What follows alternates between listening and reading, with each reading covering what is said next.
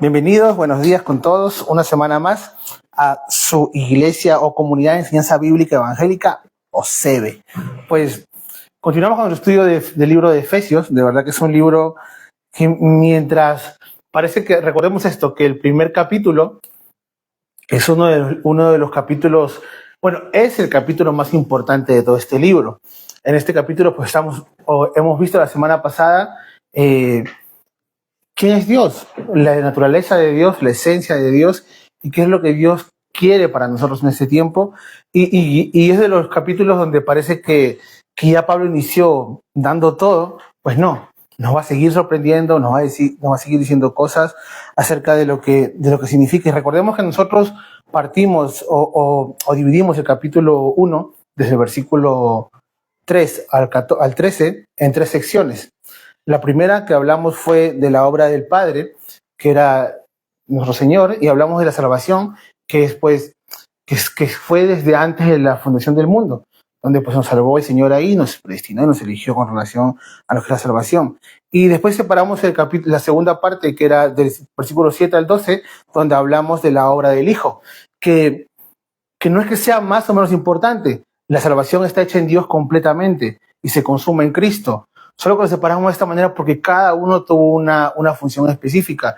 Recordemos que aún el Espíritu Santo, para nosotros los creyentes, cristianos, evangélicos, y nuestro fundamento es la Biblia, no es una fuerza, no es un trabajador de Dios, no, es el mismo Dios, hecho Espíritu, quien habita en nosotros. Y vemos que pues la obra del Espíritu Santo es en el futuro, la cual nos asegura o nos prepara para nuestra morada en el cielo, que es el final de todos aquellos que hemos recibido a Cristo. El final de todo creyente, o el propósito de todo creyente, es la adoración eterna a Dios. No hay otro propósito ahí. Si tú estás pensando que tu propósito es, no sé, ser el mejor predicador, o el mejor evangelista, o el mejor maestro, y que Dios te va a reconocer, sí, te va a reconocer, pero no es tu propósito. El propósito de todo creyente es la adoración completa a Dios. Y lo hemos leído.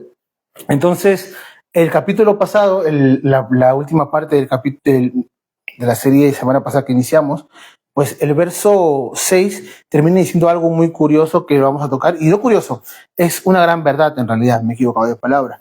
Pero lo que nos dice el versículo 6, la última parte es, y juntamente con él nos... ¿Dónde estoy? Sí, Efesios 6. Y juntamente con él nos resucitó y asimismo nos hizo sentar en lugares celestiales con Cristo. No, ¿dónde estoy? Tienes dos y dos, perdón, en el 1. Para alabanza de la gloria de su gracia, con la cual nos hizo aceptos en el amado. Y esta palabra aceptos en el amado es el eje de la doctrina cristiana.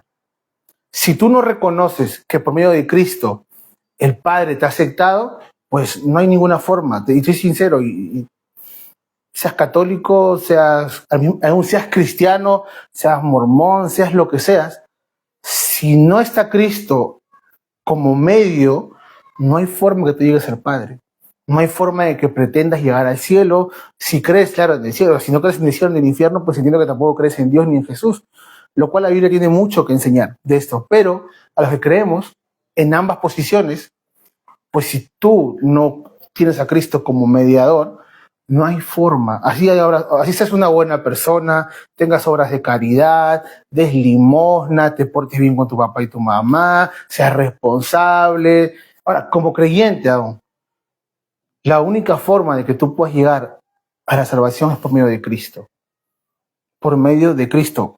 Que hice mi oración de fe, pero de ahí nunca más volví. Pues la única forma es por Cristo. Si tu vida no ha sido transformada constantemente por Cristo, y no viene siendo transformada por Cristo, pues deberíamos analizarnos.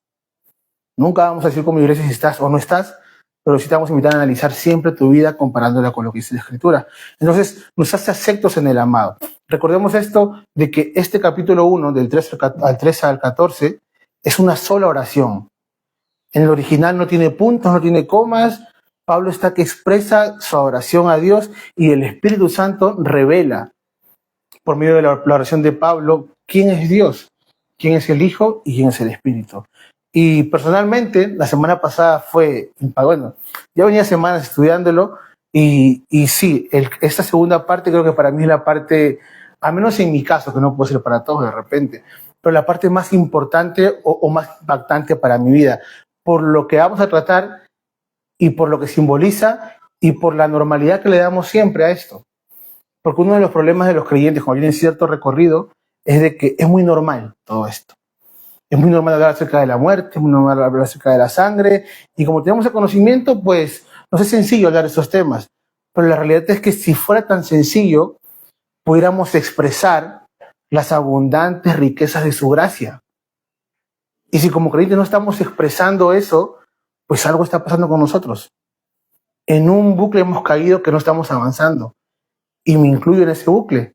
Porque en cualquier rama que estés, recordemos que Pablo cuando nos juntó a todos como pecadores, juntó a todos, desde el asesino hasta el mentiroso, juntó desde el recién nacido hasta el mayor de aquí, vamos a decir cualquiera de los mayores de aquí, juntó a todos. Entonces, vamos a orar y vamos a entrar de lleno al tema porque tenemos mucho que hablar. No son temas muy, son profundos, pero en el sentido de meditarlos. Siempre lo voy a repetir porque siempre está en mi corazón. Dios no escondió ningún misterio para ciertas personas elegidas para Él. No, la Biblia está hecha para cualquier persona que disponga su corazón y el Espíritu lo lleva al crecimiento de la palabra. O sea que si tú entiendes cosas que otro no entiende, no eres más especial. Y si no entiendes lo que otro no entiende, tampoco eres menos especial. Simplemente es Dios quien decide dar el crecimiento según la madurez de cada uno en la vida espiritual. Vamos a orar. Señor Jesús, Espíritu de Dios, te damos gracias por este tiempo, por tu palabra, porque sabemos, Padre, que siempre nos llevas a toda verdad, siempre sacas o quitas de nuestros ojos los velos que tenemos, porque si bien es cierto, sí, hemos sido libres de la condenación, pero seguimos siendo ciegos en muchas áreas de nuestra vida, Señor. Padre, te pido y te ruego, Espíritu Santo, que seas tú quien tome el control, que seas tú quien nos hable, que seas tú, Espíritu de Dios, hablando a cada vida, según, Padre, lo que has preparado para cada corazón. Que no sea palabra de sabiduría humana, que no sea palabra, Padre, de entendimiento propio, Señor, sino que pueda ser tu palabra. Cuida mi vida, cuida mi corazón, Señor, cuida a cada uno de los que estamos aquí, para que la guía, Padre, sea tu palabra. Como hombres, Señor, somos falibles, fallamos, nos equivocamos, pero sabemos que tú eres perfecto y en ti no hay error, Señor. Espíritu de Dios, gracias por este tiempo. Oramos así en tu nombre, Señor Jesús.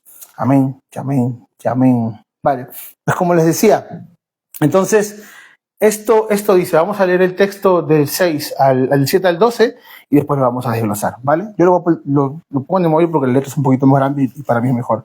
Leemos en Reina Valera, por si acaso, para los que quieran. Y si es otra versión, tampoco no pasa nada, que el texto es igual, solamente cambian ciertas palabras, pero es lo mismo en realidad. Dice, vamos a leerlos desde el 6, ¿vale? Para tener el contexto. Para alabanza de la gloria de su gracia, con la cual nos hizo aceptos en el amados, en quien tenemos redención por su sangre, el perdón de pecados según las riquezas de su gracia, que hizo sobreabundar para con nosotros en toda sabiduría e inteligencia, dándonos a conocer el misterio de su voluntad según su beneplácito, el cual se había propuesto en sí mismo, de reunir todas las cosas en Cristo en la dispensación del cumplimiento de los tiempos, así las que están en los cielos como las que están en la tierra. En él, asimismo, tuvimos herencia, habiendo sido predestinados conforme al propósito del que hace todas las cosas según el designio de su voluntad, a fin de que seamos para alabanza de su gloria, nosotros lo que primeramente esperábamos en Cristo, y vamos a ver parte del 13, en él también vosotros. Esta última parte para dejarla clara, porque vamos a entrar en un punto donde es como un paréntesis. Está hablando de aquellos que esperaban, y Pablo hasta que se dirige al pueblo judío. Tengamos esto siempre claro. La primera nación, la primera familia en esperar al Mesías fue Israel. De eso que no te quepa duda jamás. Fue la primera nación en esperar al Mesías. A ellos fue el mensaje, a ellos fue la promesa, a ellos fue dado la noticia de que venía nuestro Salvador. Ya conocemos por Pablo todo cómo se desviaron y lo que hemos visto de todos ellos en Romanos, pero tengamos esta parte claro y no es que nos descarte, porque en el capítulo 13 del inicio dice, y en él también vosotros, o sea, estamos incluidos todos. Entonces, vamos a empezar a desglosar el capítulo 7. Y inicia diciendo algo que creo que es, vamos a separarlo en 2 puntos o en 3 puntos cruciales, ¿vale? El primer punto que vamos a tocar está en el verso 7, que dice, para mostrar, ay, me equivoco siempre, perdón, en quien tenemos redención por su sangre. Y esta es la palabra clave, redención. Toda persona que conoce a Jesús va a glorificar a Jesús. Eso lo vimos la semana pasada. Entonces, hay 3 cosas fundamentales que van a nacer de manera natural en nosotros. O vamos a, acá lo he apuntado, vamos a reconocer sin ningún problema, por decirlo así, este tema. Entonces vamos a hablar ahora un poco de redención. ¿A qué se está refiriendo en esto cuando habla de redención? Espérenme que se me dio hasta acá adelante el esto. Vale. La redención en este sentido de Pablo no es el mismo sentido que le da en el Éxodo. Cuando hemos visto en el Éxodo la palabra redención, pues sabemos que es el pueblo de Dios que estaba cautivo y Dios lo sacó con mano fuerte y brazo firme y lo saca a la libertad. ¿Para qué? Para que hagan todo lo que él había establecido, los sacrificios y todo era símbolo de adoración. Y eso es un sentido correcto, el sentido pues de adoración al Padre. Pero en el caso de Pablo, cada vez que Pablo en sus cartas habla de redención, Pablo no está yéndose a ese lado. Porque como ven, la carta de Pablo no está dirigida específicamente a judíos. Está dirigido a una ciudad en concreto que es Éfeso. Y para todos los que seguimos después. ¿Qué quiere decirnos Pablo cuando habla de redención? Si seguimos leyendo el texto 7, dice, en quien tenemos redención por su sangre, el perdón de pecados. Y la primera parte es la redención y se está refiriendo al coste de esa redención, el precio de esa redención, lo que se tuvo que pagar por esa redención. Y es muy curioso porque tú le preguntas a alguien, a un cristiano específicamente, ¿dónde está Cristo en tu vida? Y te van a decir que es el centro de su vida. Y van a decir que están en ciertas áreas un poco mal, me incluyo, pero Cristo es el centro de mi vida. En la realidad es que es una mentira. Y como escuché por ahí, no te puedes disculpar de lo que es una verdad. Porque si Cristo realmente fuera el centro de nuestras vidas, como nosotros muchas veces lo decimos, o como queremos aparentarlo, nuestras vidas literalmente fueran vidas de gloria para Dios, en todo aspecto de tu vida. Y te lo incluyo hasta en lo económico, porque no se trata de tener más, se trata de lo que tienes, saber aprovecharlo, disfrutarlo y administrarlo. Entonces, hay muchos aspectos que encierran esto. Entonces, no vamos a tocar este punto por encima, si vamos a tratar de profundizar en esto. Tenemos que recordar que la redención de Cristo, o la redención en este caso que está hablando Pablo, es la redención que se usaba en el tiempo de los romanos con relación a la venta de esclavos. Para nosotros el día hablar de redención es muy espiritual, pero en el tiempo de los romanos no, era un término comercial. ¿Por qué? Porque dice la misma historia que Roma tuvo más esclavos que ciudadanos. Entonces, la esperanza de un esclavo romano era que los redimieran. ¿Qué significa redimir? Pagar la libertad por un precio. Eso está hablando Pablo, de ese pago, de esa transacción que se hace. Entonces, en nuestro caso, cuando Pablo está hablando de que su sangre, él pagó ese precio, una de las cosas que siempre debemos pensar no solamente es a Jesús muerto en una cruz. Y sí, resucitó, pero ¿qué le costó? No solamente que Jesús, como he escuchado por ahí, como dicen por ahí cierta doctrina moderna, es que Jesús donó su sangre. Es que Jesús no donó su sangre. Jesús realmente murió martirizado. Jesús murió destrozado. Jesús murió humillado. Recordemos cuando estudiamos Romanos y hablábamos de que Él tomó nuestro lugar. Recordemos quiénes somos nosotros. Recordemos que nos vimos como eso podrido, eso inmundo, eso que nadie quiere, eso que está realmente contaminado. Y Él toma esa posición, siendo santo, siendo puro, siendo perfecto, no habiendo cometido pecado alguno. Él tomó ese lugar. Y en este momento Pablo está que nos habla de ese precio, de esa acción del Señor, de darse completamente, simplemente por amor. Y analízalo. Hoy día justo me aparecía una información que sale así a veces acerca de de cómo posiblemente quedó el cuerpo de Cristo después solamente de los azotes que le dieron. Y así como lo hemos visto en las películas, que mucha gente no quiere ver esta película de la Pasión de Cristo, porque es muy desgarradora, como es que literalmente la realidad superó la ciencia ficción. O sea, no hay forma de que puedan comparar lo que hicieron con él. ¿Entiende esto? Jesús murió en ruinas. Y ahora, Jesús no murió en ruinas para que tú y yo usáramos su muerte o su sangre como un amuleto. Porque Jesús murió por tu vida y por mi vida. No murió para que con su sangre, que no es bíblico, tú cubras tu casa, tú cubras tu salud, tú cubras lo que llevas a viajar, tu coche, para que cubras al chofer que va a manejar. Porque es tan común escuchar a los cristianos usar esta palabra de esa manera, y yo lo he hecho. Y claro, cuando dices el contexto real, es que Jesús te enseña que no hagas tesoros en la tierra. Entonces, ¿por qué? Porque cubres tu casa. Jesús murió para que no te robes. Jesús murió por todas las enfermedades, es cierto. Pero es que acaso no tiene el control sobre ellas y poder sobre ellas y poder sobre tu vida. ¿De qué las cubrimos? No, la realidad es que refleja que no quieres perderlo. Señor, pero yo cubro mi familia, ¿qué tiene de malo? Es que suena bien, pero estás devaluando la sangre de Cristo, que no tiene ese propósito. Por más que suene bien, hemos aprendido aquí y a las malas hemos aprendido de que una verdad a media es una mentira. Si alguien te dice una verdad por la mitad, está que te miente. Porque una verdad es verdad, así te toque a ti recibir parte de tu verdad.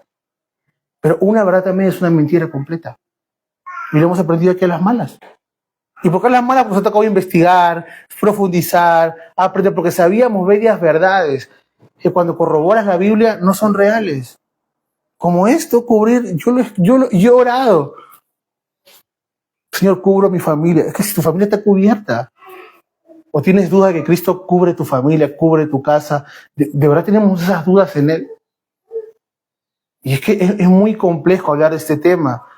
Y ahora, escuchaba a otras personas hablar justamente de Pablo, que muchas, en el inicio de 1800 y algo, así por los 90, se puso de moda el tema de los institutos bíblicos, que crecían por toda América de manera abismal.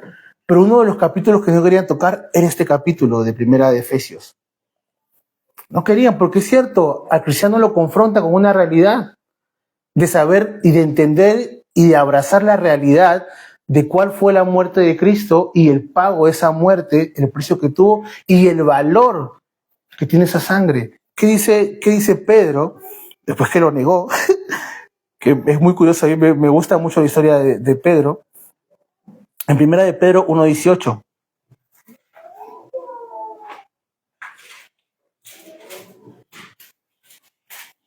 Dice lo siguiente: sabiendo que fuiste rescatado de vuestra vana manera de vivir, la cual recibiste de vuestros padres. Y es curioso porque acá Pedro está que le habla a judíos. Y los judíos pues tenían la ley. O sea, si lo hasta nosotros de repente sí era vano porque no teníamos nada, pero a los judíos que tenían la ley. Y Pedro les dice que todo eso era vano. No cosas corruptibles, vuestros padres no con cosas corruptibles como oro o plata, sino con la sangre preciosa de Cristo, como de un cordero sin mancha y sin contaminación. Tienes que tener esto bien claro como creyente, y no importa la edad que tengas. Si tú no valoras la sangre de Cristo, te puedo ser muy sincero, es muy difícil que sea el centro de tu vida. Es muy raro que sea el centro de tu vida. Porque la sangre de Cristo se vertió de un cordero inocente, sin mancha, sin culpa. Por ti y por mí, que somos totalmente, hasta el día de hoy, seguimos siendo perversos y malvados y pecadores. Porque aún tenemos la presencia del pecado con nosotros. Hablaba con mi esposa hace unos días atrás y hablábamos acerca del poder del pecado. Y si bien es cierto, sí, el Padre nos ha dado poder sobre el pecado, pues el pecado ya no nos domina. Pero Pablo relata de que él tiene un problema. Y es este trabalengua que siempre conocemos, que él hace lo que no quiere hacer y lo que no quiere hacer hace, y todo esto que seguramente los que conocen un poco han escuchado acerca. Pero para hacer en pocas palabras y parafrasearlo, Pablo trata de hacer lo que es bueno y no puede hacerlo. Y lo que sabe que es malo le sale como natural. Y no se parece a nuestras vidas a veces. Cuando estás en Cristo sabes y entiendes de que esto es malo, pero de verdad luchas, pero no puedes. Y no es que no tengas el poder, porque a veces vences. Pero como lo dijimos la semana pasada, todo depende de tu estado de ánimo. Si ese día estás en victoria y poderosa con el Señor, nada te detiene. Pero si estás en depre, pues sí, seguramente el pecado te va a revolcar, te va a levantar, te va a tirar contra el piso. Y voy a ir en esta parte porque Pablo nos va a hablar acerca de eso. Pablo nos va a hablar acerca de los pecados. Perdonados. Escuchen bien esta parte. Pecados. Vamos a seguir avanzando con el texto en el mismo versículo 7. ¿Dónde está? Que me confundo. Y tenemos redención por su sangre, el perdón de pecados según la riqueza de su gracia. Y esa es una parte crucial y necesaria entender como creyentes. Y tengámonos esto muy claro, vamos a tratar de explicarlo y espero de verdad poder expresarme de la manera correcta. Si se dan cuenta, en este capítulo, Pablo usa la palabra pecados en plural. Pero cuando hablamos en Romanos de la paga del pecado, es muerte, habla en singular. Entonces, vamos a separarlo de esta manera. Cuando Pablo en Romanos está hablando de la paga del pecado, está hablando de nuestra naturaleza caída, que es redimida por Cristo. O sea, la paga de ese pecado nos tocaba morir a nosotros. ¿Qué hizo Jesús? Como hemos leído, tomó en nuestro lugar y Él murió. Entonces tú y yo, los que hemos recibido a Cristo como Señor y Salvador, pues no vamos a sufrir esa paga. O sea, tú y yo no vamos a morir. ¿Por qué? Porque Cristo ya murió. Juntamente con Él hemos muerto y como dice la Escritura, juntamente con Él hemos resucitado. Entonces ya no hay muerte para ti. Ojo, los que estamos en Cristo. Si tú estás en Cristo, te animo de todo corazón. Ora al Señor o reza al Señor o como quieras decirle y arrepiéntete y vuelve a Él. Pero eso tiene que quedar nosotros claro. No hay forma, una vez pagado el precio por ti, que tenga Cristo que volver a morir otra vez por ti. Él ya pagó. Tú y yo ya no vamos a pasar por ese camino. Ya estamos hasta ahí, estamos completos, ¿vale? Pero hay otro aspecto, que aunque parezca el más sencillo, como todo buen cristiano, es el más complicado para nosotros. El de los pecados que nos acompañan día con día. Porque llega un punto en nuestra vida cuando recibimos a Cristo, porque el Espíritu Santo es quien da testimonio de que somos hijos. No que te autoconvences, no de que tus prácticas religiosas te muestran que eres un supercristiano, o por tu devocional, o por tus oraciones, o por lo que prediques, enseñes o hagas. La única forma que sepas que eres hijo de Dios es porque dice la Escritura que el Espíritu Santo da testimonio. No hay otra forma. No hay más. No te inventes cosas que Dios no ha establecido. Está establecido que la única forma es por medio de ese Espíritu que da testimonio. Entonces, y de ahí vienen los frutos. A causa de esto vienen los frutos que son visibles. Pero hay otro aspecto que es la parte de nuestros pecados cotidianos. Y para los creyentes o para nosotros, y me incluyo, de verdad que es muy sencillo reconocer esto. Muy sencillo reconocer de que Él murió por nosotros y le adoramos por eso. Pero cuando cometemos, y sé que todos tenemos diferentes estándares de moral, ¿vale? Y que todos pensamos diferente. Y que todos tenemos cosas realmente graves y para otros no tan graves. Pero para Dios pecado es pecado igual para todos. Entonces, cuando encuentras una persona que de repente es un ladrón y tú de repente eres un jovencito que solamente a tu mamá le has mentido un par de veces, pues la sociedad te dice de que esa persona es más mala que tú. Y Dios te dice que no, de que ambos son igual de malos, ambos son igual de pecadores, ambos merecen la misma condenación. Entonces, cuando somos creyentes y hemos recibido a Cristo y hemos reconocido su muerte, su sangre, su cuerpo fue despedazado por nosotros, fue molido por nosotros y todo lo que sufrió y encima cargó su cruz y tuvo que morir en vergüenza y tuvo que morir solo, y sabiendo todo eso, yo caigo en pecado. Y lo primero que viene a mi corazón es una lápida de culpa. Y en ese momento, por nuestra victimización, porque nos sentimos culpables, Señor, mira lo que he hecho, no somos capaces de reconocer el poder de su grandeza, el poder de su salvación, porque el texto dice en el 7, el perdón de pecados según las riquezas de su gracia. ¿Qué cosa es gracia? Gracia es regalo. O sea, en medio de esos pecados cotidianos que día a día te golpean y te azotan, el Padre lo sabía y preparó un plan contra eso. Hay un aspecto que el Padre combate al momento de morir en la cruz, y es que te perdona todos esos pecados, como dice en 1 de Juan 1:9, si confesáramos nuestros pecados, Él es justo y fiel para perdonarnos. Pero con esta parte, no dice que le cuentes por qué pasó o qué te llevó a ese pecado. Dice que lo confieses. Y ojo, no estamos hablando de ir a un cura. Ten la libertad, sinceramente, de acercarte directamente a Él. Hemos aprendido en Efesios que Él nos llamó cuando estamos muertos en delitos y pecados. No cuando yo era cristiano. Él te llamó cuando estabas muertos en delitos y pecados. Entonces, cuando Él se refiere a la segunda parte, que es el perdón de pecados según la riqueza de su gracia, Él ha perdonado absolutamente todos tus pecados, tus mentiras, tus burlas, tus borracheras, el pecado de emborracharse, las cosas que hagas, o sea, las cosas que sepas que van contrarias a Dios, pero son tu día a día. Y es una parte muy difícil, porque a veces como creyentes tenemos más desaciertos que aciertos. Y no es que mientras más leo, menos peco, y debería ser lo ideal. La realidad es que a veces no pasa. La realidad es que mientras siga en nuestra vida la presencia del pecado, va a ser muy complicado llegar a ese estándar que nos hemos creado en nuestra mente. Y como Dios es Dios, y es nuestro Padre Celestial, pues Él ha preparado esto para nosotros. Ha preparado esto de poder hacernos entender o ver realmente que en Él estamos perdonados al 100%. Ojo, no estoy diciendo que te va a librar de tu consecuencia. Tu consecuencia te va a acompañar mientras tengas que pasar. Pero su perdón, tienes que entender de que está en Él. ¿Y por qué hablaba acerca de esta lápida de culpa? Porque es imposible no sentirla.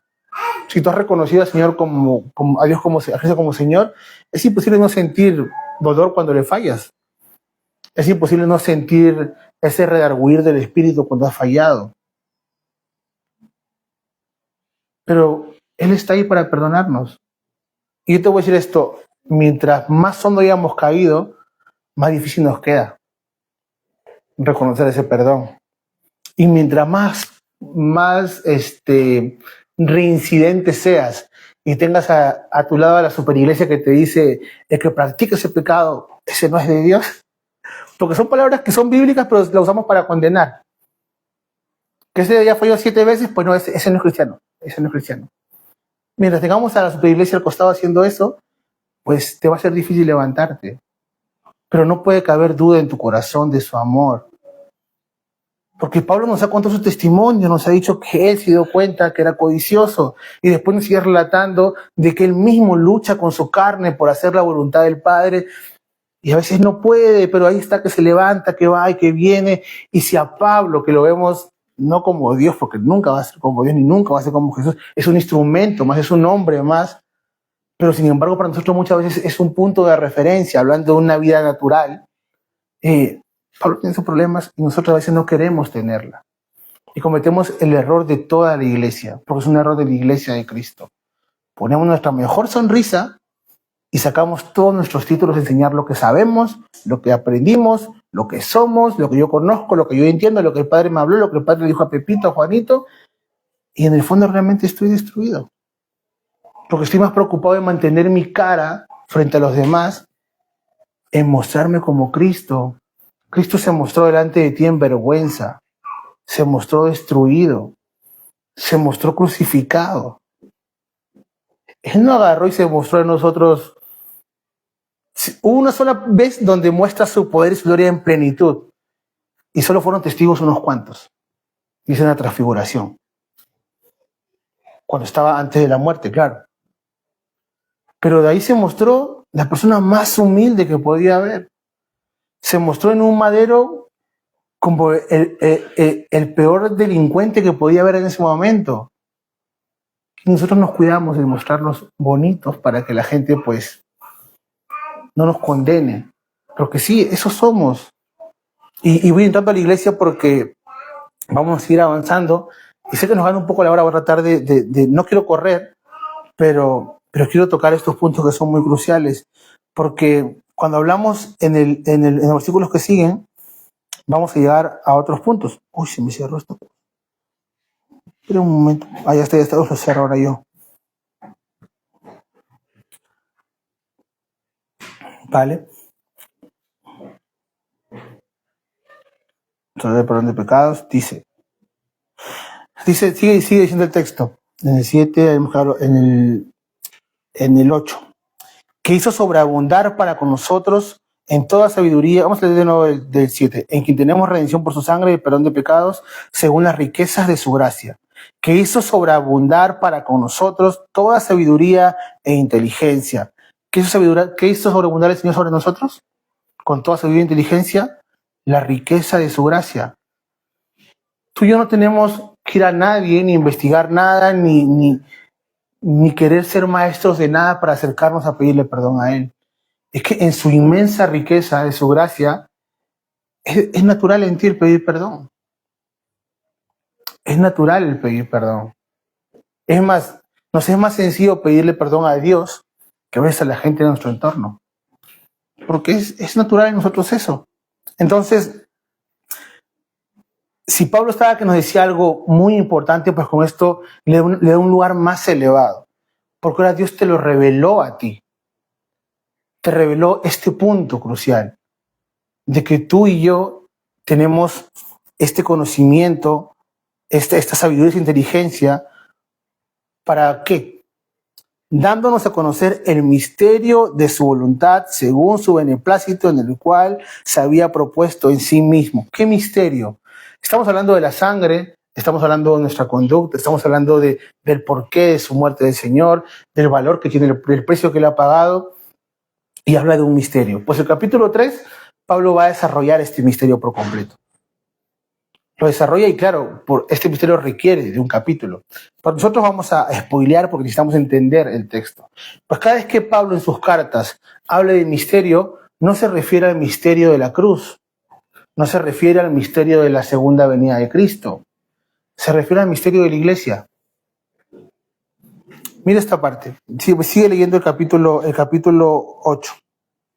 Quiso sobreabundar para con nosotros en toda sabiduría e inteligencia, dándonos a conocer el misterio de su voluntad según el beneplácito, el cual se había propuesto en sí mismo de reunir todas las cosas en Cristo en la dispensación del cumplimiento de los tiempos. Así las que están en los cielos como las que están en la tierra. En él asimismo tuvimos herencia, habiendo sido predestinados conforme al propósito del que hace todas las cosas según el designio de su voluntad. ¿En dónde se encuentra lo del cielo? ¿Dónde se encuentra lo de la tierra? ¿En dónde se encuentra la restauración de la tierra por completa? En Cristo, ¿verdad? Y si algo tiene Cristo, que lo va a reseñar en el capítulo 5, bueno, lo dice cuando habla acerca de las parejas, pero Cristo deja algo bien claro, que lo debemos saber, que el hombre debe amar a su mujer, así como Cristo amó a su iglesia y se dio por su iglesia. Entonces, cuando hablamos del misterio de Cristo, está hablando claramente de la iglesia del Señor, que es el cuerpo de Cristo. Es lo que el Señor va a usar según su beneplácito para reunir todo. Para poder llevar a la tierra a un punto de partida inicial, que es Cristo. No hay otro misterio. La Biblia no refleja y ni muestra. Y no es porque me lo he inventado, lo he investigado. Y también deberían hacerlo, investiguenlo, busquen. Y es cierto, eruditos de todas las épocas coinciden de que el misterio que se refiere Pablo es la iglesia. Antes de Cristo no existía iglesia. Y ahora, no hablamos de iglesia como este local, que es importante, vamos a decir por qué, pero está hablando de iglesia en conjunto, en general. de la iglesia que se mueve según los propósitos y la voluntad y el beneplácito de Dios. Y es usada. Recordemos, Cristo ¿a quién servía? A Dios. Y sigue sirviendo a Dios. Y nosotros somos parte del cuerpo de Cristo ahora y estamos al servicio de nuestro Señor. Y sigue moviéndose. Recuerden que cuando hablamos en el inicio del capítulo 1, el plan de Dios siempre fue salvarnos. Ese siempre fue el plan original de Dios. El plan de Dios siempre fue que el hombre tuviera una relación con Él. Bueno, conocimos en el primer hombre, llegó lo de Adán, se separó de Dios, bla, bla, bla, bla, pum, llegó Cristo, y así como por un hombre se entró la muerte al mundo, por un hombre llega la vida eterna a la tierra nuevamente por nosotros. Entonces, vemos que Dios tiene un plan de redención, Dios tiene un plan de liberación, Dios quiere salvar, ahora necesita un instrumento, es su Hijo. Pero su Hijo constituye una iglesia. Y tú y yo somos esa iglesia. Y esto tiene implicancias muy fuertes. Porque si tú no estás considerando este misterio, que eres parte de él como iglesia, y la iglesia no tiene un lugar importante en tu vida, tú estás yendo en contra de lo que realmente Cristo estableció. Porque dice la Biblia que Él nos hizo cuerpo. Con Él hemos sido coherederos. Él nos ha separado lugares a nosotros. ¿Tú no te los has ganado? ¿Tú no los has obtenido por tus altas calificaciones, por tus cualidades o por tus obras? No. Él te colocó en un lugar. Ahora, vamos a ir un poquito más adentro. La iglesia local. Si tú tienes que ser parte y Dios tiene un plan, según su beneplácito, según le plació él hacerlo así como dice aquí, el cual sería el propósito sí mismo de reunir todas las cosas en Cristo, si Él se preparó esto, si Él hizo todo esto y ahora nos ha hecho parte de ese servicio, la pregunta sería, ¿qué valor tiene la iglesia local para ti? Porque yo te voy a decir esto, recordemos cuando iniciamos en la introducción de Efesios, esta iglesia empezó con 12 personas. Y hablamos qué cosa era Éfeso, en la importancia geográfica de Éfeso, la importancia cultural de Éfeso. O sea, no era cualquier lugar. La pregunta es, ¿tú dónde estás? Así seas tú y tu esposa. ¿Qué lugar tiene la iglesia de Cristo en tu vida? ¿Realmente eres iglesia? ¿Te das por la iglesia? ¿Estás dispuesto a morir por la iglesia?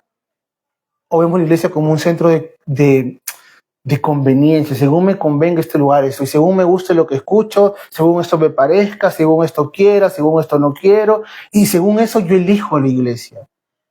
Pero si tú lo miras en este contexto, si la iglesia está dentro del plan de Dios, y la iglesia es parte del propósito de mover de Dios en este mundo, ¿y tú en qué punto estamos como iglesia local? Y queremos ver a Galapagar transformado y que la gente se convierta y que las iglesias puedan tener un camino correcto. La pregunta es, ¿en qué punto estás? No, es que el pastor no nos llamó, no nos invitó, el pastor no dijo que íbamos a hacer esto, y como no hay un plan, una organización, pues el pastor dará cuenta a Dios de eso, el pastor sabrá si Dios le dice lo que le diga.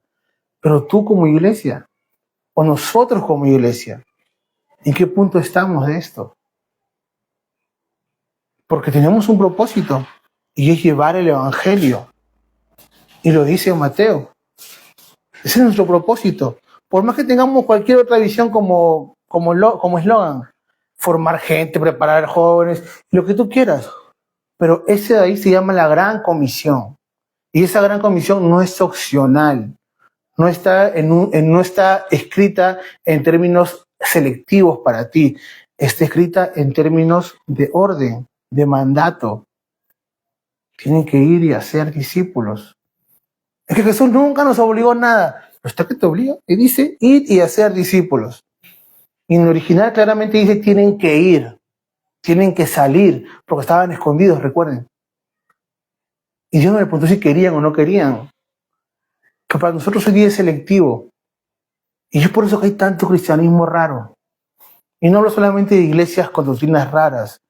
Hablo de creyentes que tienen dudas existenciales. Si debo seguir viviendo o no. Si Dios se habrá equivocado conmigo. Y es que es raro. Porque claro, hemos hecho una doctrina de todo lo que escuchamos, menos de lo que dice la Escritura.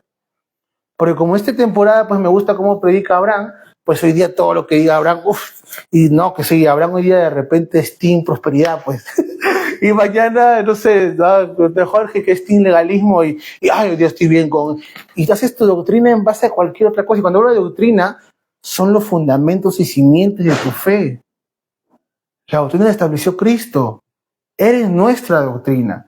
Pero cuando tú escuchas la experiencia vivencial como cristiano de cada persona para fortalecer, tú ya tienes un problema.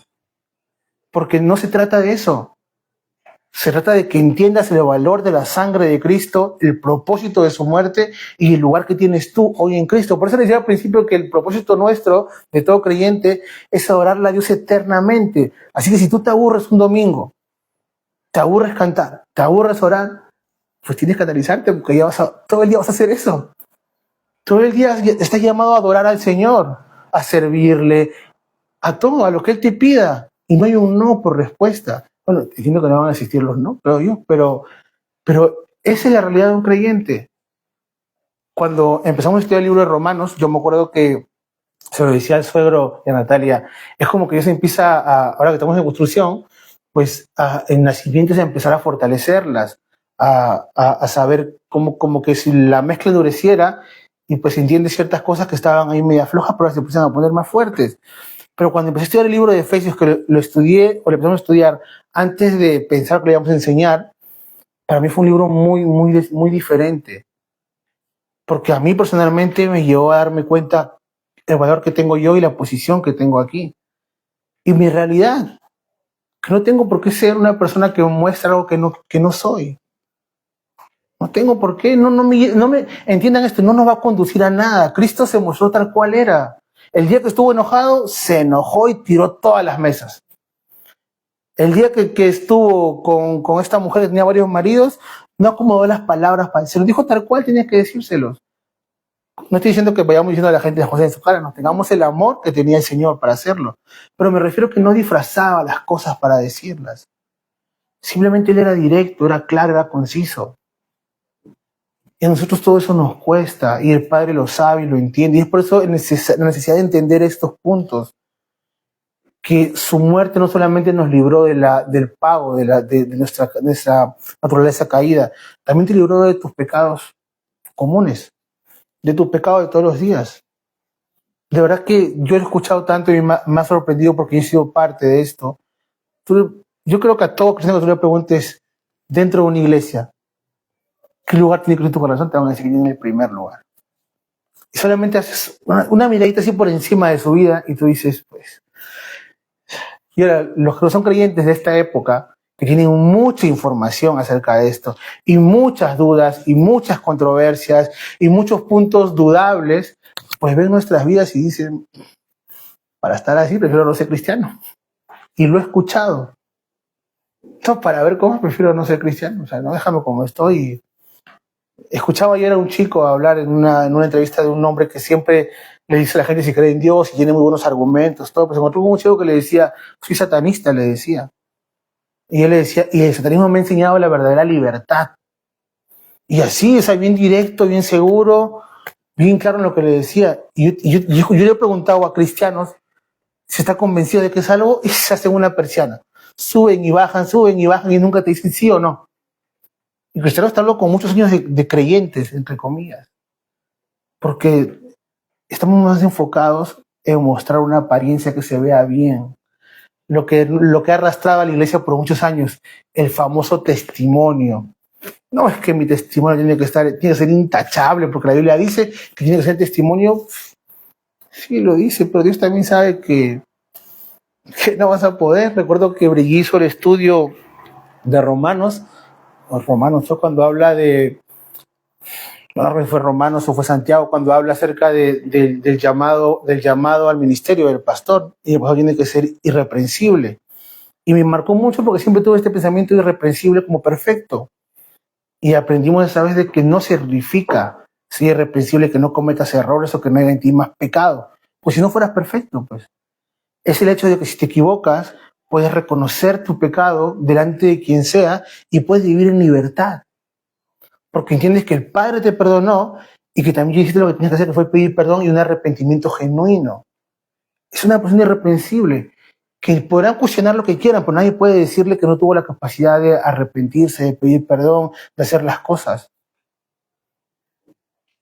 Entonces, falta la última parte del texto, ya creo que tenemos para un poquito más, creo, déjame leerlo, pero